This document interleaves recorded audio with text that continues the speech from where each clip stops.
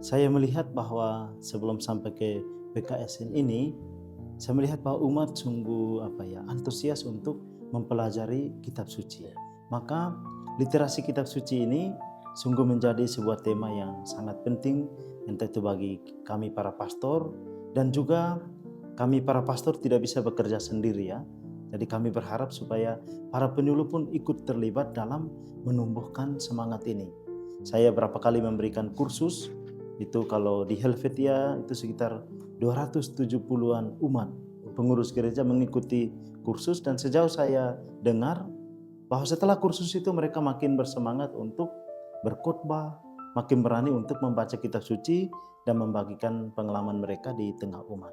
Dan saya melihat bahwa antusias umat untuk mengadakan pertemuan PKSN ini sangat tinggi begitu ya.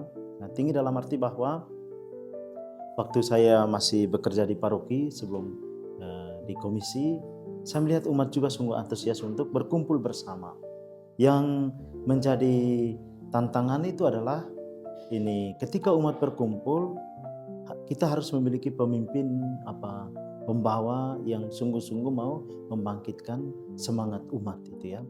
Dan karena itu di teks yang kami siapkan ini, kita sudah siapkan bahan-bahan pertanyaan-pertanyaan penuntun yang bisa membantu untuk ini setiap orang yang memimpin membawakannya dengan baik.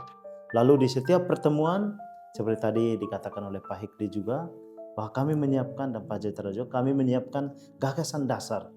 Dan gagasan dasar ini yang menjadi sebuah fondasi atau arah bagi mereka dalam pertemuan itu.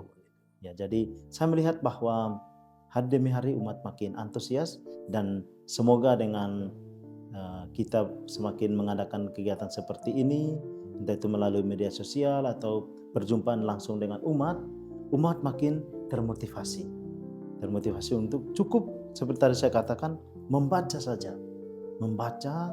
Dan bagi saya tidak boleh menghafal kitab suci, karena kitab suci itu bukan untuk dihafal tapi untuk dibaca.